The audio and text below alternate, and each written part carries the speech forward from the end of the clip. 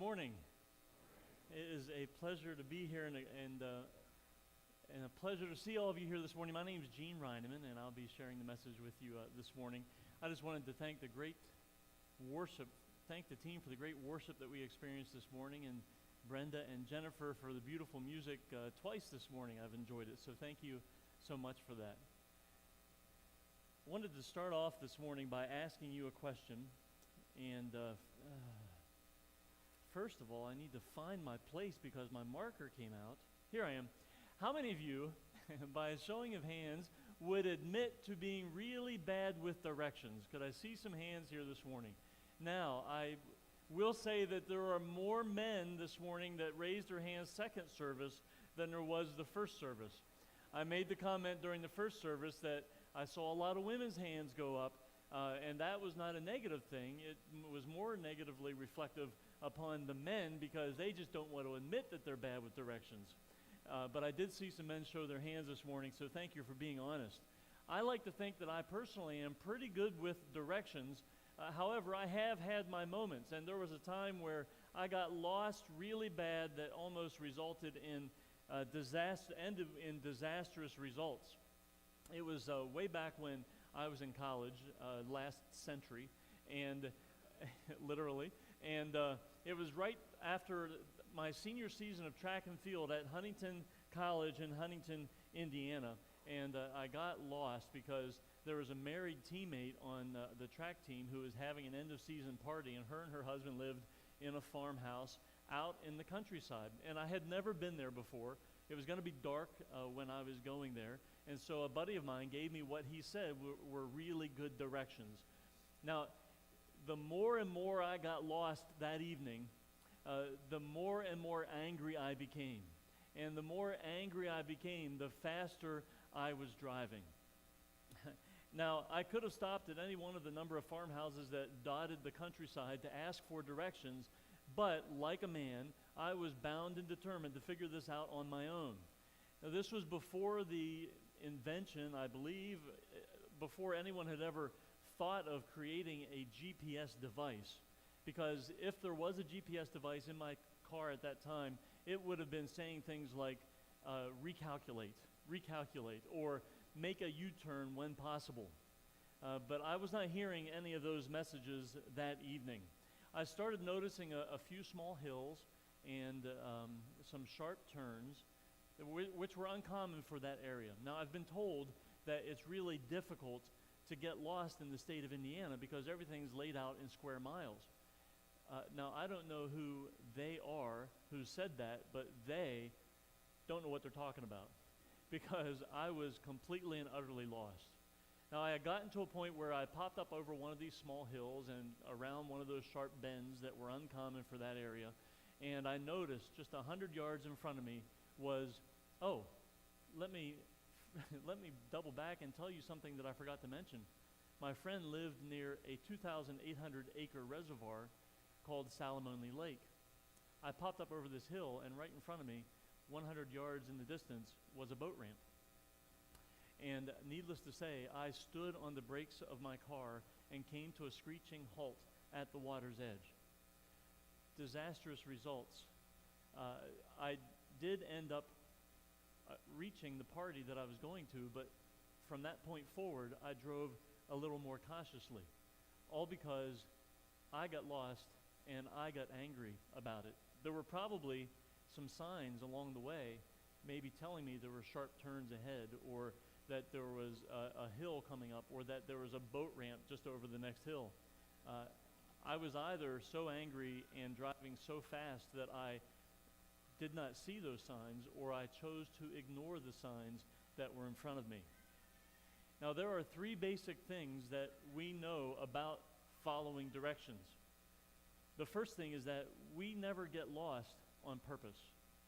It's not as if whenever we go out, we leave the house and say to ourselves, I think I'll stop at Sheetz, or if you're in Indiana, it would be a Marathon station, and get a slushie, and then I think I'll drive around for 30 or 45 minutes, getting lost, and then I'll get back on track and continue on my way and make it to my destination, in this case, this party. Getting lost is never in the plans. The second thing that we know about directions is that we don't know when we're getting lost. We just know when we are lost. I doubt many of you know that you're lost and don't do anything about it. It's not until much later into the process that we realize we're lost. It actually happened miles before when we missed a turn or missed a sign or whatever the situation might be. But we never know when we're getting lost. We just know that we are lost. And we realize that when we see a sign that says Chambersburg this way or boat ramp right in front of you, then you know I am lost. And then the third thing that we know about directions to be true is that whatever road you are ultimately on determines where you end up. So your direction determines your destination. Now, this principle, your direction determining your destination, this applies not only to driving, but it applies to your life as well, in many aspects of your life. This principle applies to the friends that you choose and the friends that you choose to keep. It applies to the job that you have, the job that you chose, how much you choose to give to your job and do the best that you can. It also applies to the relationships in your life. The principle that your direction determines your destination applies to all of these things. Now, about 10 years ago, there was a book written by Pastor Andy Stanley called The Path Principle. And the Path Principle states that your direction, not your intention, determines your destination. And that's what we're talking about here this morning. And that book is what I've derived the message from. This makes sense when we're talking about directions. But in life, so many of us seem to throw that out the window. And we seem to think that intentions matter more than direction when it comes to all these aspects of our life. My family and I, for about 10 years straight, would go down to the Outer Banks for vacation. And so we would pack our sunscreen and our shorts and our tank tops and beach balls and lawn chairs and frisbees, and we would head for the Outer Banks. But if we were to drive now down King Street and get on 81 North at exit 29, we would never reach the Outer Banks. It doesn't matter how much we would plan. It doesn't matter how much we packed for the trip. It doesn't matter how many people we would actually tell on Facebook, hey, we're going to the Outer Banks next week. If we get on 81 North, we are never going to get there. Even if we say a pre-trip prayer before we leave the driveway and ask for God's traveling mercies, if we get on 81 North, we're not going to get to the Outer Banks. It doesn't matter what you believe. Doesn't matter how much you believe that this will work. It doesn't matter if you went to Prince Street Church in the morning. It doesn't matter even if you're a Christian. 81 North will not get you to the Outer Banks. Now, I can tell that some of you are looking at me and nodding your head, but you're thinking, Gene, do you think that we're stupid? And my answer is obviously no, I don't. But we all get this principle, right? We all understand that your direction determines your destination, and if your destination is in North Carolina, heading north on 81 is not going to get you there. Now, we may understand it, and we may say that we understand it, but there is a big disconnect, because when it comes to other areas of our lives, we just don't use it. The path principle applies to every area of your life. It may apply to your dating life. It may apply to your married life. The path principle applies to your future. It applies to the friends that you choose and the friends that you keep. And it's always the direction that determines your destination. It is not your intentions. It is not your hopes about all of these areas. It's not your dreams. It's not even your prayers. It's not your beliefs. But it is the direction that determines your destination. Now, I know people, and perhaps you do too, who have big dreams and big plans for their future, maybe when they're graduating high school, graduating college, or entering through any milestone of their life. They have big intentions on what's going to happen after that milestone, where they want to be, who they want to be with, what they want to be doing. And then we see these people years later, and we hear these heartbreaking stories of failure that they never accomplished what it was that they had hoped to accomplish, or they never ended up where they hoped to be. They never ended up with the person, or they ended up not being with the person that they originally were with. And it's because we hear these stories of where they made different directions, different choices, went down a different path from where they originally wanted to go. And we may think to ourselves, or maybe even mutter under our breath, well, duh, what did you think was going to happen when you made that choice? What did you think you were going to do? Where did you think you were going to end up when you took that path or you went down that road? They had big intentions, big hopes, and big dreams, but somewhere along the way they made some big wrong turns and went elsewhere. They might have been saying, I always kind of planned on being at this stage of my life by this time, or I had always thought that I would be doing this in my career, but they ended up not having done either of those things. They end up choosing a different path that ended them up in a different destination far from where they thought they would ever be. And because of it, many people end up being miserable or angry at God that they are in the predicament that they're in, that they're not where they wanted or thought that they would be. It's because our hopes and our dreams and our intentions lose every time when compared to the path principle. Our direction, not our intention, determines our destination. So the question is, how can we get good directions? How can we make good decisions? And how do we end up exactly where we want to be?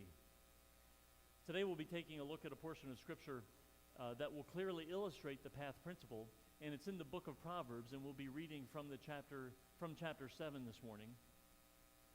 And it's written by the wisest man in the world you may know, who is Solomon. And Solomon is telling us a story this morning that illustrates this principle while he looks out the window of his room down onto the street below and watches a young man and his journey.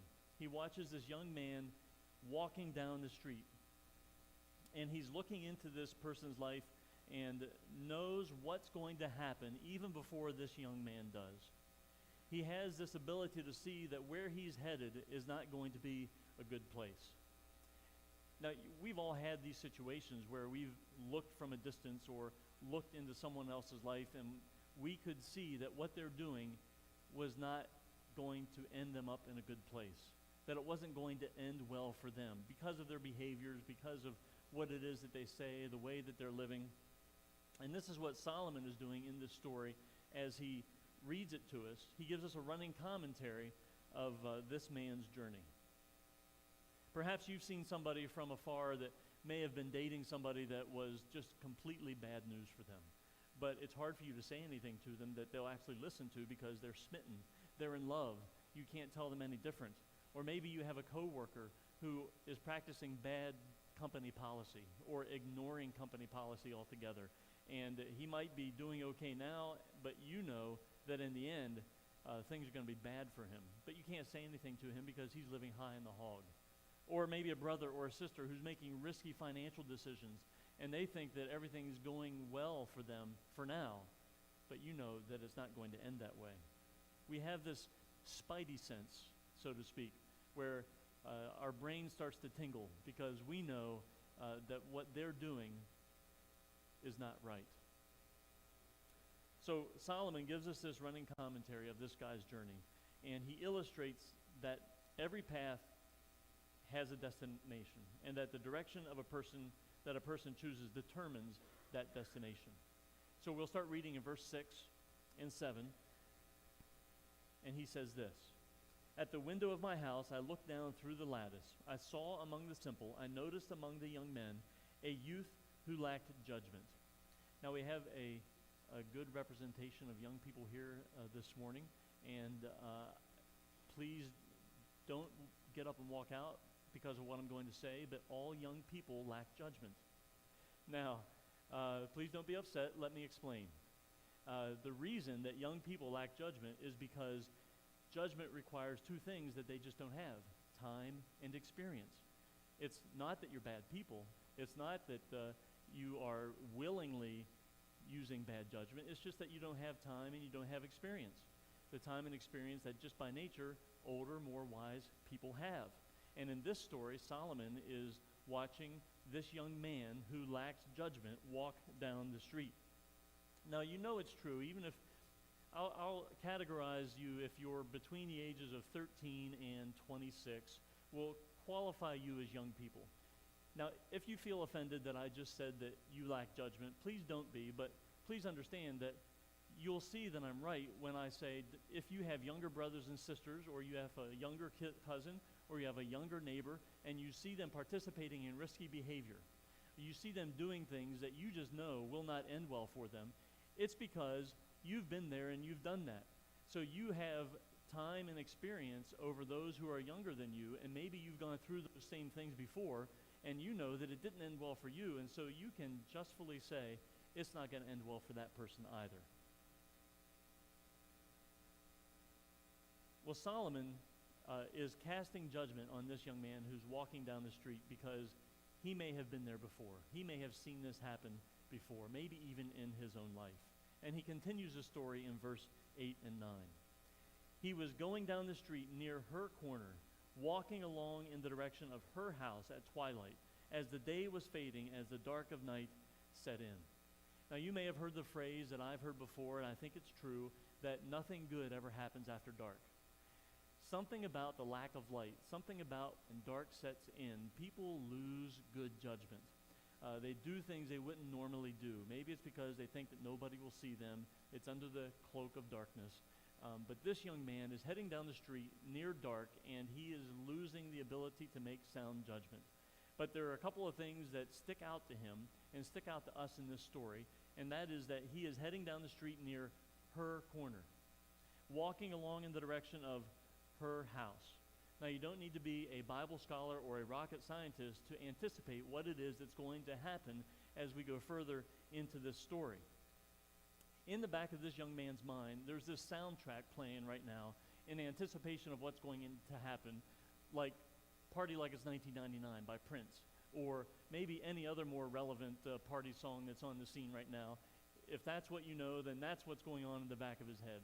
Now, Solomon, looking from above, has a different soundtrack going on in his head, and it's probably something more along the lines of a horror movie, like Psycho or The Shining or Jaws. And what he hears is dum-dum, dum-dum, dum-dum, because he's able to tell what is about to happen. This young man thinks that this is going to be the night of his life. Solomon knows that it's not going to be the night of his life.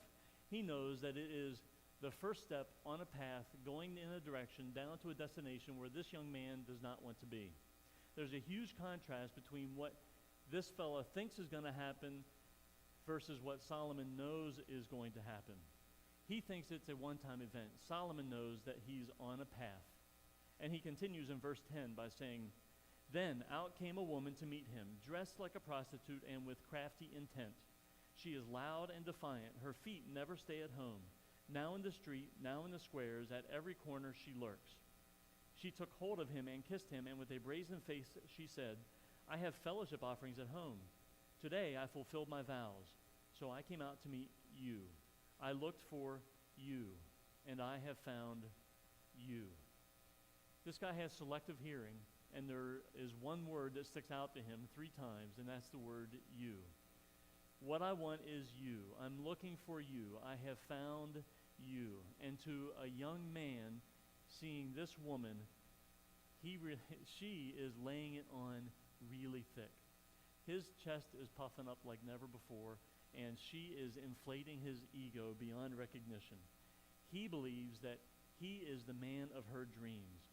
He thinks that this is the chance of a lifetime, and he is already thinking about how he's going to tell all his buddies about the good fortune that he's about to experience. Now, she goes on to say that she has fulfilled her vows, and this seems a little bit odd. We might not quite grasp the concept, the context of what she's saying, but she's basically saying, I've got this bucket that's filled with sin, and I just went down to the temple, and I dumped it on the altar in front of God, and he has forgiven me of all my sins. And so me and God, we're good right now. So I have this empty bucket that I brought back here, and I'm ready to fill it back up with you. It's almost like she's saying, God, you know, you're kind of an idiot because I've got this whole scam figured out. I can do whatever I want and bring my bucket to you, and you'll forgive me for it, and then I can go fill it up again any way I want. And that's what she's telling this guy is, we're good. We can do this because I've just been forgiven, and I can basically do it again. So in verse 16, Solomon continues the story and says, I have covered my bed with colored linens from Egypt. I have perfumed my bed with myrrh, aloes, and cinnamon. Come, let's drink deep of love till morning. Let's enjoy ourselves with love. Now, she must have been a master artist, because she's painting a masterpiece right now, and she is setting the scene of what's going to happen next. He is saying to himself, am I dreaming? Do I need to pinch myself? This night is going to be perfect. But in this conversation, she's declaring her intent of what she wants to do with him that we all hopefully know should be saved within the bounds of marriage. Now, if he were an undercover vice cop wearing a wire and she said what she said, all of his friends in the panel van, unmarked, down the street, listening in on this conversation, would start chanting things like, let's go, let's go, let's go. She said it, let's go. Now, in case he's not quite picking up what she's putting down, she goes even further in verse 19. My husband is not at home. He has gone on a long journey. He took his purse filled with money and will not be home till full moon. With persuasive words, she led him astray.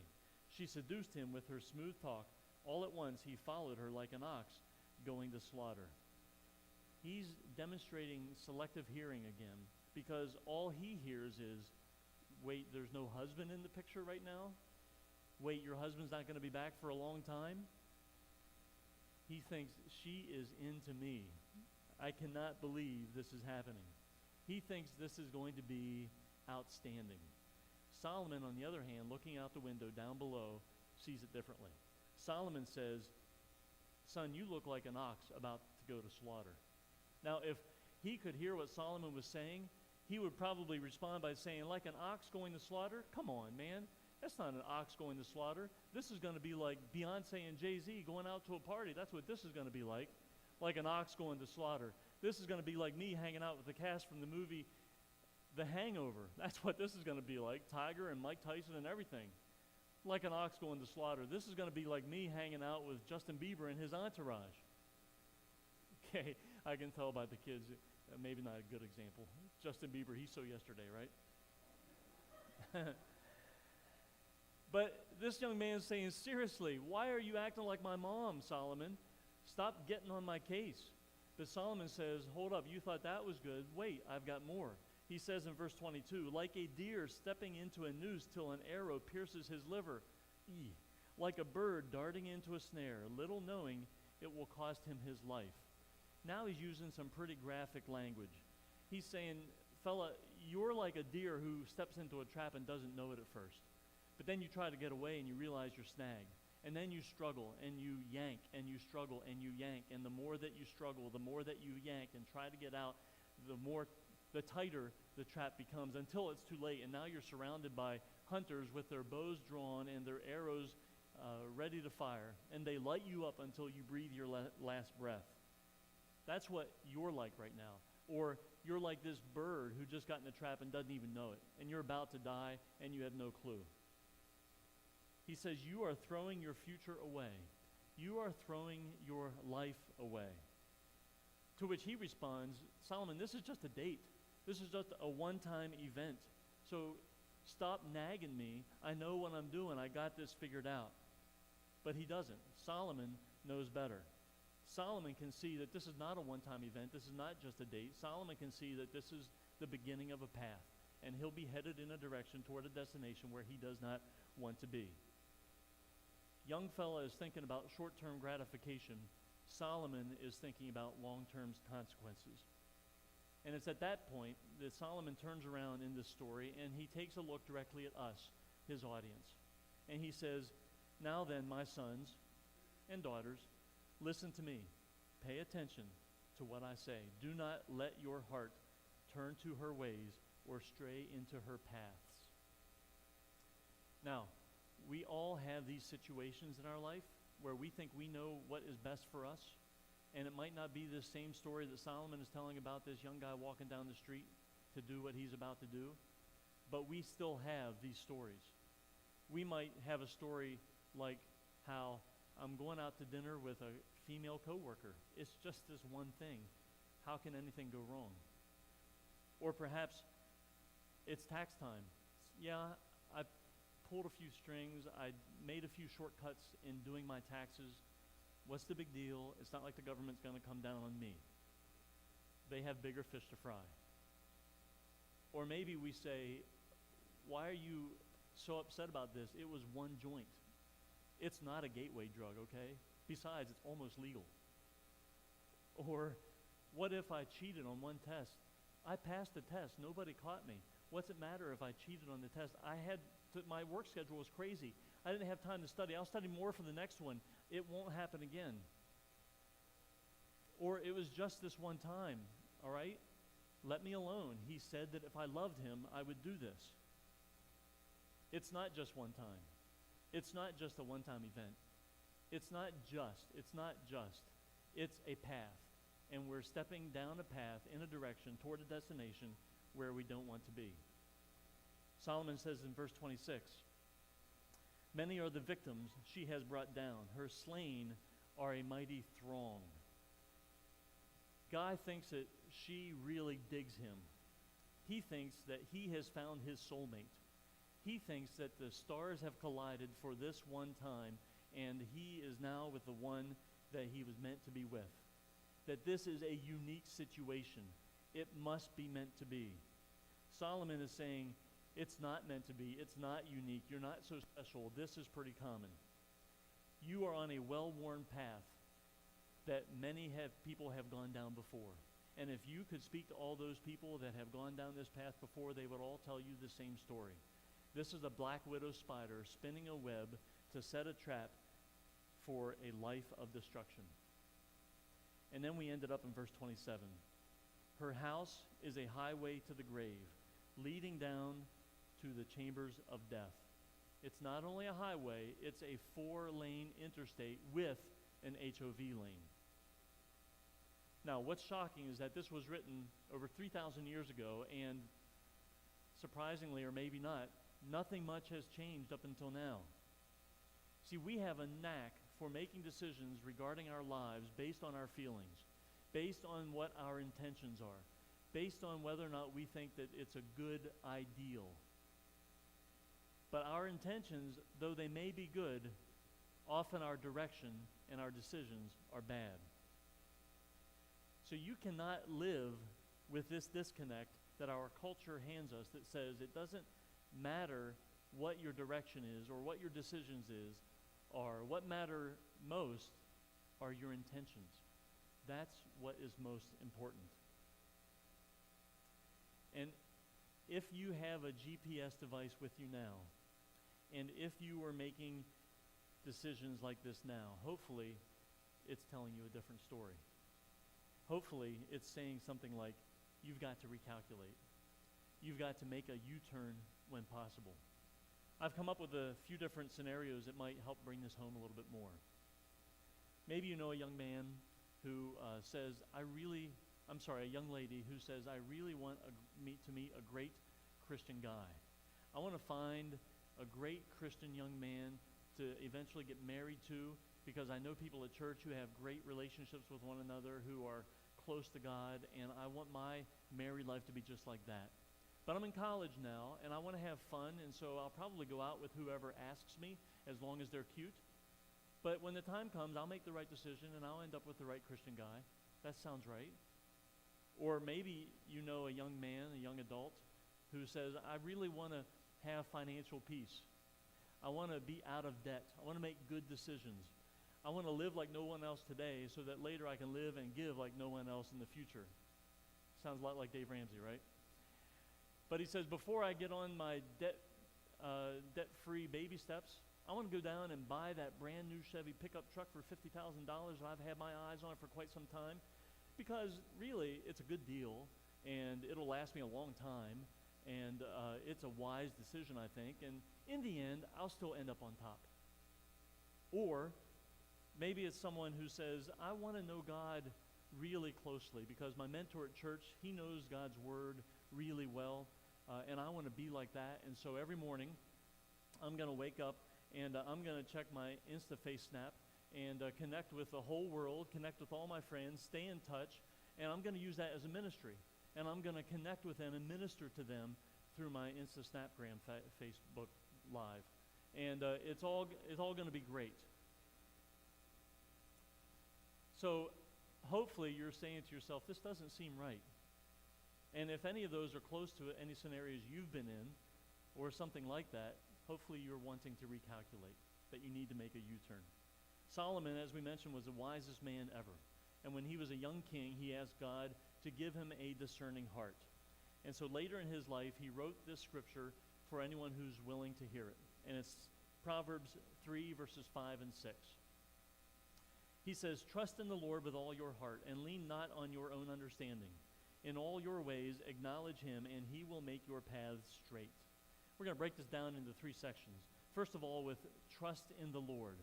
Trust in the Lord means don't trust your heart, but trust God with your heart.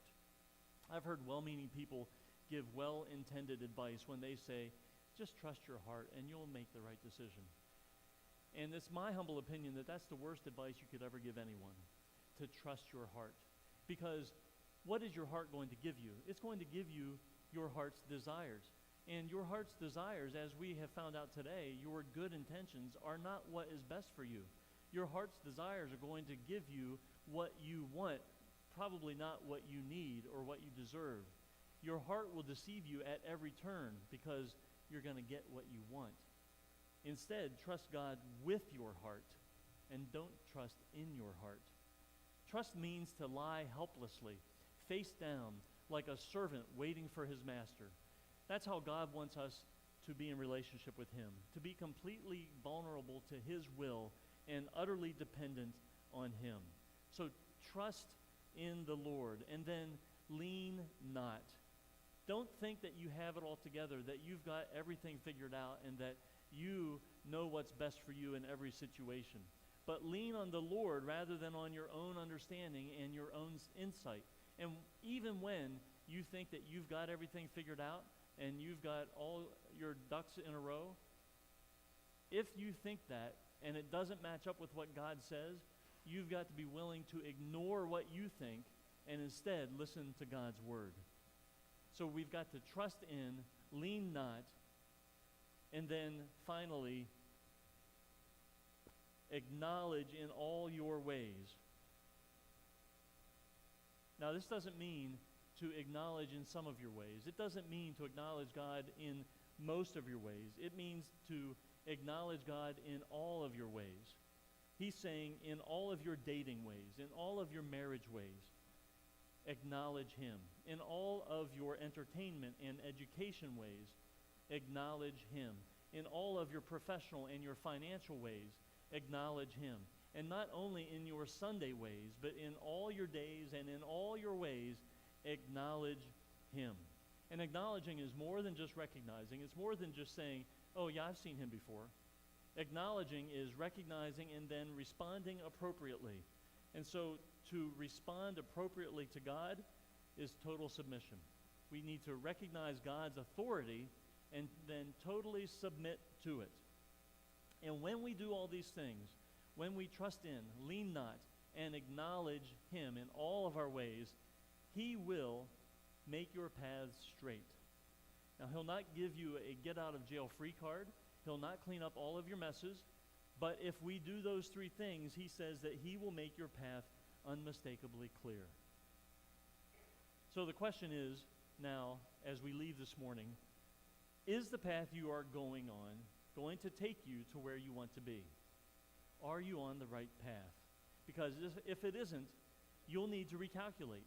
You'll need to make a U-turn when possible. God's ultimate desire is not to make sure that you are perfect in every way. He doesn't want you or expect you to be perfect. He knows that we're not.